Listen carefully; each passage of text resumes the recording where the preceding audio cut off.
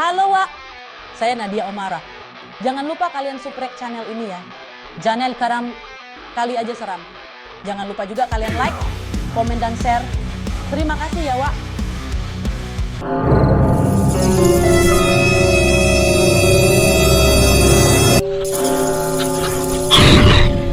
Kali Aja Seram.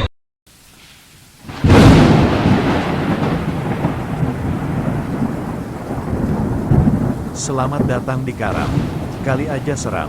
Di sini, kami akan membawamu menjelajahi dunia yang penuh misteri, di mana setiap langkah yang kau ambil bisa berujung di kegelapan.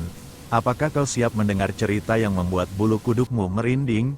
Malam ini, kita akan memasuki dunia yang tak terlihat, di mana suara di tengah malam mungkin bukan hanya angin, dan cahaya di kejauhan bisa saja menuntunmu ke jurang ketakutan. Cerita pertama kita adalah tentang perjalanan larut malam yang penuh teka-teki. Ada yang berani naik taksi di waktu sepi. Penumpang tengah malam akan membuatmu berpikir dua kali sebelum memesan kendaraan. Setelah itu, kita akan tersesat di tempat yang tak pernah kau inginkan jauh dari peradaban, di antara pepohonan yang tak bersahabat. Apakah ada yang bisa keluar dari hutan ini? Simak cerita tersesat di hutan. Dan terakhir, sebuah kendaraan yang seharusnya membawa harapan, namun justru menyimpan kenangan mengerikan. Siapkan dirimu untuk kisah ambulans tua, di mana suara sirene bukan pertanda keselamatan, melainkan permulaan dari mimpi buruk. Jadi, tetap di sini, jangan sampai kamu melewatkan cerita-cerita yang bisa bikin tidurmu tak tenang. Selamat mendengarkan. Kalau kamu berani, jangan lupa subrek, like, dan komen ya.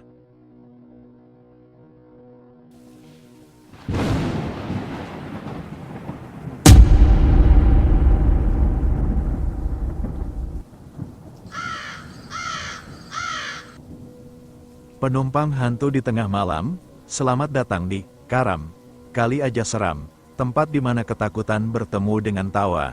Siapkan diri kamu karena malam ini, kita akan mendengar cerita tentang penumpang yang tak terlihat, sebuah kisah di mana perjalanan malam yang sepi berubah menjadi pengalaman paling menyeramkan. Siap-siap, jangan terlalu tegang, karena meski seram, kita tetap bisa ketawa bareng. Markilai, yuk, kita mulai. Malam itu, Dani, seorang sopir taksi online, baru saja selesai mengantar penumpang terakhirnya. Sudah jam 2 pagi, waktu yang biasanya dipakai untuk beristirahat. Namun, dia merasa perlu satu lagi perjalanan agar hari itu tidak terlalu rugi. Dia membuka aplikasi, berharap ada permintaan masuk. Benar saja, sebuah permintaan muncul dari jalanan sepi di pinggiran kota. Nama penumpangnya, Rina. Dani segera meluncur ke lokasi penjemputan. Begitu sampai di sana, dia melihat seorang perempuan berdiri di tepi jalan, memakai gaun putih panjang, rambutnya tergerai menutupi sebagian wajahnya. Tanpa berpikir panjang, Dani membukakan pintu belakang mobil dan Rina pun masuk tanpa banyak bicara. Sebentar, udah seram belum? Kalau belum, silakan klik dulu tombol subscribe, like dan komen ya. Markijut, mari kita lanjut. Perjalanan dimulai. Awalnya, semua terasa biasa saja, hingga Dani merasakan hawa dingin yang tiba-tiba muncul di dalam mobil. Padahal AC tidak menyala. Dia melihat ke kaca spion, dan jantungnya berhenti sejenak. Rina hanya duduk diam, tapi wajahnya tidak terpantul di kaca, seperti tak ada siapapun di kursi belakang. Dani mencoba tetap tenang dan fokus mengemudi. Dia menanyakan arah tujuan, tapi Rina hanya menunjuk lurus ke depan tanpa berkata sepatah kata pun. Jantung Dani semakin berdebar. Jalan yang mereka tempuh semakin gelap dan sunyi. Tidak ada satupun kendaraan lain yang lewat. Dani mulai curiga dan bertanya lagi, "Mbak, kita mau kemana ya?" Suaranya sedikit bergetar. Kali ini, Rina menjawab, tapi suaranya serak dan dingin. "Terus saja, sampai aku bilang berhenti." Dani menelan ludah. Tangannya semakin kaku memegang setir. Setiap detik yang berlalu terasa seperti menit. Lalu, tiba-tiba, Dani merasa ada yang aneh. Udara dalam mobil semakin berat, seperti ada yang menekan. Ketika dia kembali melirik kaca spion, Rina tidak lagi duduk diam.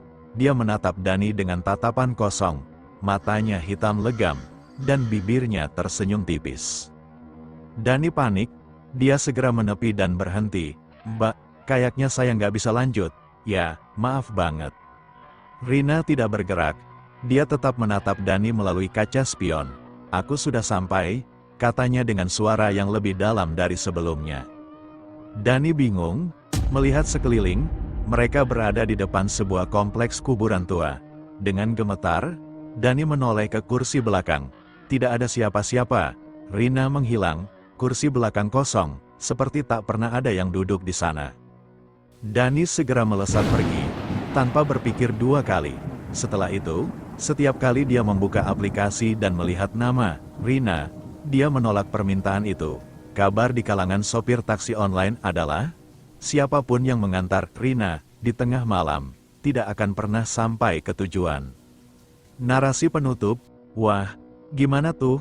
Bayangin kalau kamu jadi Dani, ketemu penumpang yang misterius dan gak pernah sampai rumah. Serem, kan?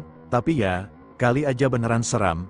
Hehe, terima kasih sudah mendengarkan cerita kali ini di Karam Kali Aja Seram. Sampai ketemu di cerita horor berikutnya. Dan ingat, kalau kamu berkendara malam-malam, cek dulu siapa yang duduk di kursi belakang.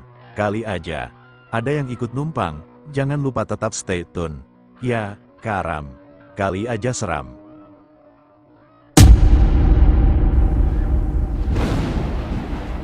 Ambulans tua.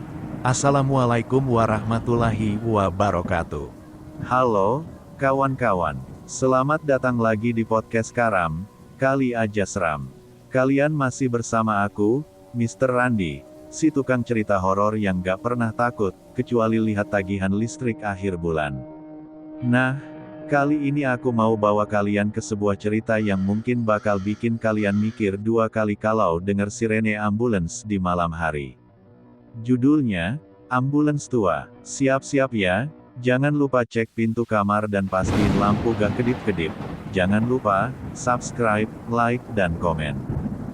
Yang penakut, nonton Doraemon aja. Markilai, mari kita mulai. Ambulans tua. Di sebuah desa terpencil yang sepi, ada sebuah rumah sakit tua yang sudah lama tidak digunakan. Bangunannya berdiri sunyi di tengah hutan, ditumbuhi lumut dan semak-semak liar. Rumah sakit ini memiliki sejarah kelam, dulu menjadi saksi bisu banyaknya pasien yang tidak selamat. Banyak rumor beredar di desa tentang tempat itu. Tapi yang paling sering diceritakan adalah kisah tentang ambulans tua yang masih terparkir di belakang rumah sakit tersebut. Ambulans itu sudah berkarat, catnya mengelupas, dan rodanya kempes. Namun, ada cerita dari penduduk desa bahwa setiap malam Jumat, ambulans itu akan melaju perlahan menyusuri jalan, menghilang di tikungan, lalu muncul kembali di tempat parkir yang sama pada pagi harinya. Tidak ada yang berani mengecek kebenarannya, sampai suatu malam, seorang pria muda bernama Anton menerima tantangan untuk membuktikannya. Anton dikenal sebagai orang yang suka menantang hal-hal mistis. Baginya, semua itu hanya dongeng untuk menakut-nakuti anak kecil. Maka, di malam Jumat yang dingin dan berkabut, dia membawa kamera, senter, dan tentu saja, rasa sombongnya, menuju rumah sakit tua itu. Temannya, Rio, ikut menemaninya. Tapi dari awal Rio sudah ketakutan setengah mati. Setibanya di sana, mereka segera menemukan ambulans yang dimaksud. Tepat seperti yang diceritakan, tua, berkarat, dan kelihatan seperti sudah bertahun-tahun tidak digunakan. Anton mendekat, mencoba membuka pintu belakangnya, tapi pintunya terkunci rapat. "Apa yang aku bilang, cuma cerita kosong," Anton menertawakan ketakutan Rio. Namun, baru beberapa menit mereka berdiri di sana, tiba-tiba terdengar suara sirene pelan. Mereka saling pandang. Sirene itu datang dari arah ambulans tua yang tadi mereka periksa. Rio mulai berkeringat dingin, sementara Anton mencoba menahan rasa takut yang mulai menyusup di hatinya. Tiba-tiba, lampu di bagian depan ambulans menyala. "Itu gak mungkin," Anton teriak, setengah yakin bahwa ini semua hanya jebakan untuk menakutinya.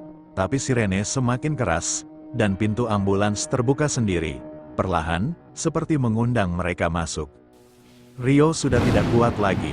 Dia menarik Anton untuk lari. Tapi Anton malah terpaku, terhipnotis oleh suara sirene yang semakin menggema di telinganya. Dan sebelum Rio sadar, Anton sudah naik ke dalam ambulans. Sekali masuk, pintu belakang menutup dengan keras. Ambulans tua itu mulai bergerak. Meski rodanya seharusnya tidak bisa berputar, ambulans itu melaju dengan kecepatan yang tidak wajar, keluar dari area rumah sakit, melewati jalanan desa. Sementara Anton berteriak minta tolong dari dalam. Rio hanya bisa melihat dari kejauhan, ketakutan dan panik.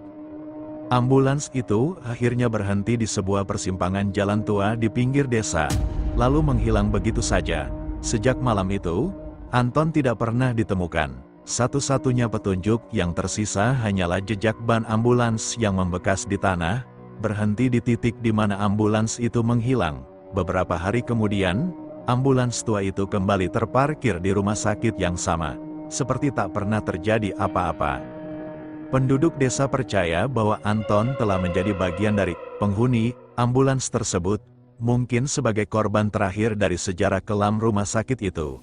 Dan kini, setiap malam Jumat, ambulans tua itu masih sering terlihat melaju pelan di jalanan desa, menjemput mereka yang nekat atau cukup bodoh untuk menantangnya.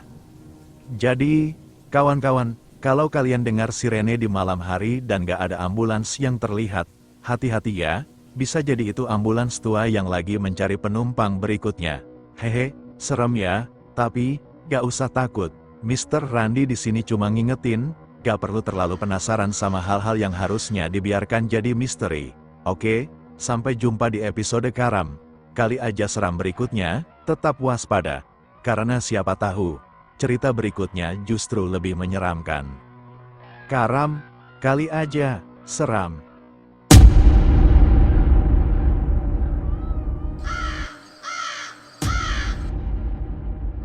Hutan Angker, selamat datang di Karam Kali Aja Seram. Kali ini kita akan menyusuri kegelapan yang tak terduga, di mana suara-suara aneh dan bayangan tak kasat mata menanti di balik pepohonan lebat.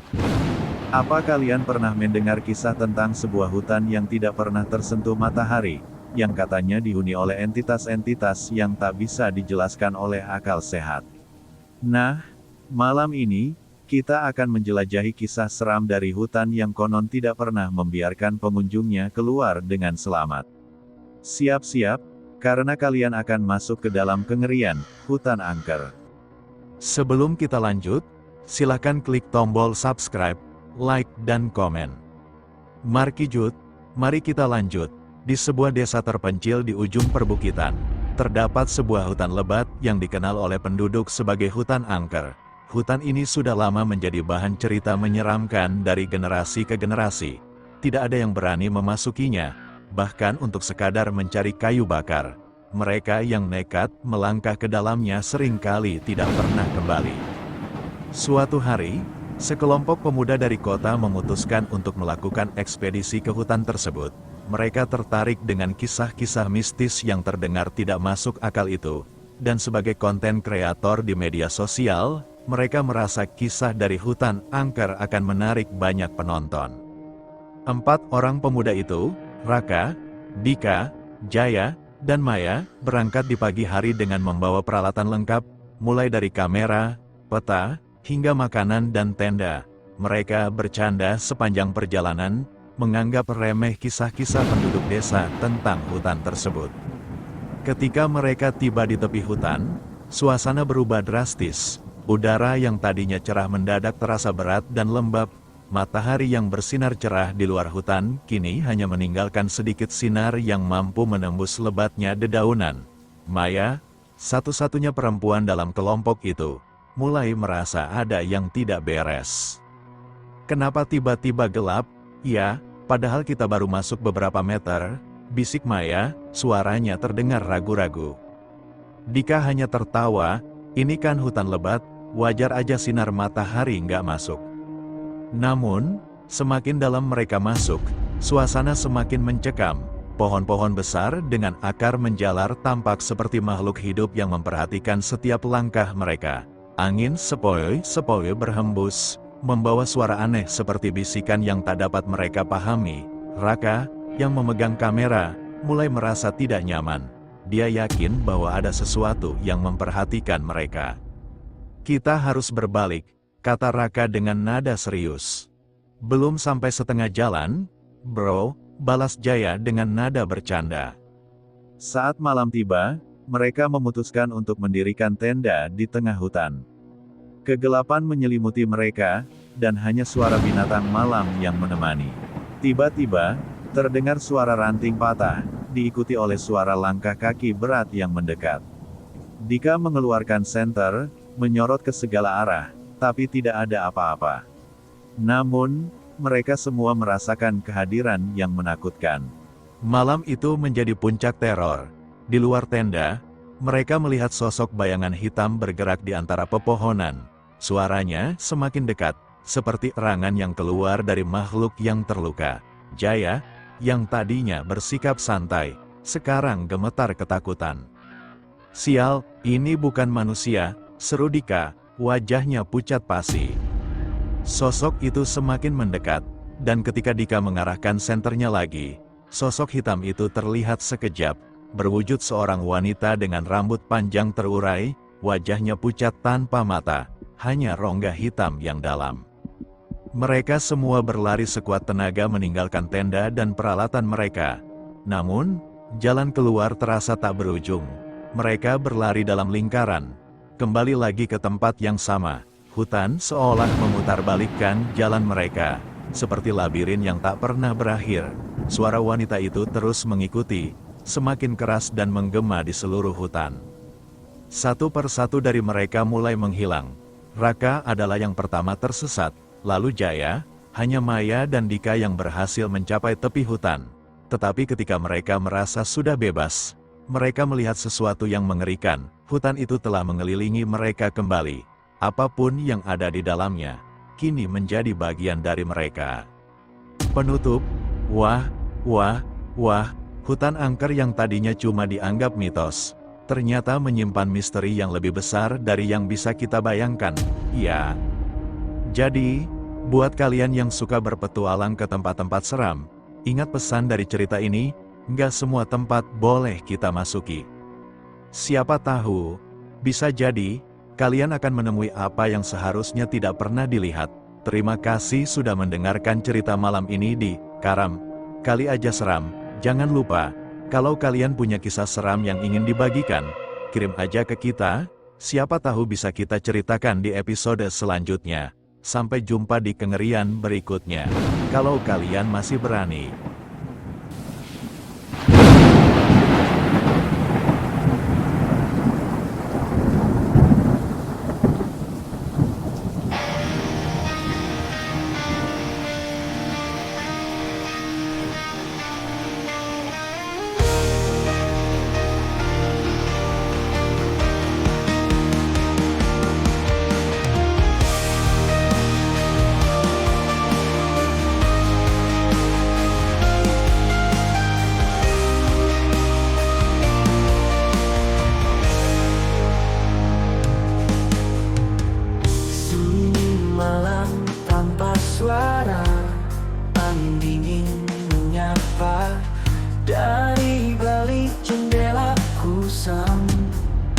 Bayangan hitam melintas, hantu di dalam mimpi, mengintai tanpa henti. Malam ini aku tak sendiri, ada dia bayangan sepi. Ketika bulan sembunyi dalam gelap, ku tak bisa lari. Langkah berat menghantui di lorong sunyi yang tak bertepi. Hantu di dalam mimpi, mengintai tanpa henti. Malam ini aku tak sendiri, ada dia bayangan sepi.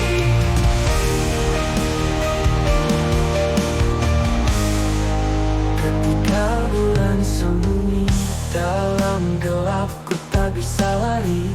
Langkah berat menghantui di lorong sunyi yang tak bertepi. Hantu di dalam mimpi.